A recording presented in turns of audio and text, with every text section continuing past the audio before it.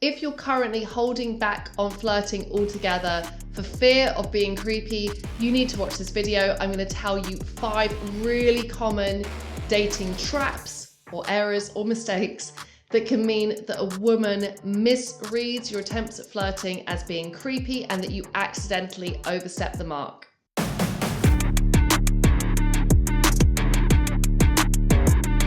It is easy to come on too strong as a man in the early stages of dating. Men and women are just on fundamentally different timelines in terms of how quickly they feel certain that they're attracted to someone. Chances are you feel much clearer than she does about whether you're attracted to her. This means when you communicate from that place of attraction and that certainty, such as messaging her all day, sending her emojis, telling her she'd get on great with your mum, it's very easy here for a woman who actually quite likes you to start to feel overwhelmed and to interpret your behavior as needy, borderline creepy. This is also a particular trap to watch out for, as a lot of women will have had the experience of being love bombed, which means that someone comes in, gives them loads of affection, lots of treats, tries to sweep them off their feet, only to have a really toxic relationship with that man. Because of this, women are often on high alert for men who come on too strong.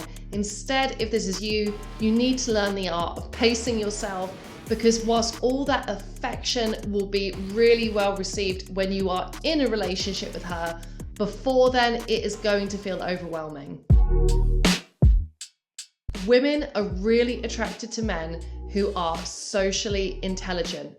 And on the flip side, they're really not attracted to men who show that they're unable to intuitively read the room and understand the emotional space that she's in. Disregard her emotional cues as to how fast or slow she desires to take this relationship at. And again, it's an easy way to come across as totally creepy. An obvious example of this is to keep asking a woman out who is not showing reciprocation. If you ask her out and she responds but changes the subject, or you ask her out, she says yes but then cancels on you. If you ask her out and you're met with tumbleweeds, you gotta stop asking. Start to value your time and reciprocation more. This will also send a signal to her that you are more socially intelligent and that you have higher standards and that actually you're a more attractive guy. So I get that it's natural for you to feel a little bit nervous about going on a date with a woman you're really attracted to. Again, here comes a trap. You may decide that you try to over-plan. That's because you want things to go perfect. You want to have it all locked down. Perhaps you look up some dating coaches' lines on the internet and you're like, I'm going to use that and really, sweep her off her feet. The problem here can come again when you're not taking feedback from her in the present moment as to what she is or isn't comfortable with, and also just what she finds engaging and entertaining. No matter how smart that dating coach's line off YouTube is, if you start teasing her about something or telling her a story about something and you can see that she glazes over, or she just is not participating, she's not laughing, she's not going along with the joke, whatever you're saying, don't keep pushing your point. If you keep forcing that joke and trying to stick to the plan that you had for the date, it's going to lack that emotional responsiveness that she will find really, really attractive. So instead, forget it. The best conversation that you can have with her is that which is organically generated in the moment between you. So sure, have a plan for something to say, but if it bombs and you do not get the reaction you expect, acknowledge that. You have to say, oh man, that was like my best joke for this evening. Or, okay, I was telling that story, it's not resonating with you, and that is okay. So when you're on a date, be prepared to rip up the plan, be spontaneous and go off script.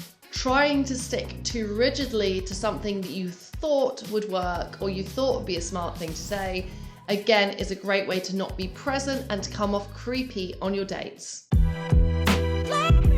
When you are in an established, consensual sexual relationship with a woman, touch and physical bodily compliments are nice things to have. But there's a big jump between being a man that she doesn't know to a romantic and sexual partner. And if you are in that grey area, I would go as far as to say that explicit compliments are worth avoiding altogether. This is also because women often don't find explicit or visual things all that erotic and appealing. Instead, having an implied sexual tension is far more exciting to her. For example, even if she says something a bit sexy and racy, instead of going along with that train of thought like you are really thirsty and looking for that outcome, instead if you can say, stop leading me astray, or I'm just a nice guy trying to have a date with a nice lady and look what you're making me think about. It's actually way better to play a slightly prudish card and slow the trajectory of that sexual tension down. If you overly participate in it, or you lead with sexually explicit compliments, particularly if they're on message and they're not even delivered face to face, this is a nearly surefire way to come off as creepy. Here's a good rule of thumb. If you haven't touched her body, if you are not touching her body, don't talk about her body. Keep it simple, especially in those early days. Say that she looks great and leave it at that. If you would like more detailed advice on how to give compliments that women love, that walk that line of being subtle and sophisticated, as well as getting the reaction from her that makes you even more excited to see her again, you need to head over to my channel. I've got tons of advice for you. As I said, women love socially intelligent men. These are men who understand the written and also unwritten rules by which we conduct ourselves in this society. If you show that you understand what is normal and socially acceptable behaviour, this is a good step forwards to her feeling safe with you on the date. When you do something that is socially incongruous, for instance, saying something that's explicit or pornographic to her on a date, or hitting on a woman that's way younger than you, or becoming obsessed or into a woman that you've met through the workplace, all this sends is a whopping big signal that you are not tuned in to what is socially okay or not. And at the very extreme end of this spectrum, this can be read by women as dangerous. So we just don't ever want to go there. I don't want to put you off. Flirting is a great thing to do. It will make you feel amazing. Done in the right way, she will feel amazing as well. It's also an absolutely essential ingredient on your dates. If there's no flirting, it's going to be very, very hard for her to see and understand your sexual and romantic potential as a man. So do it, but do it in a socially aware way that is taking plenty of feedback as to how she's feeling and how she's receiving that information. Flirting has to always be two-directional. You can't just flirt at someone. You need stuff coming back from her for that interplay to work successfully.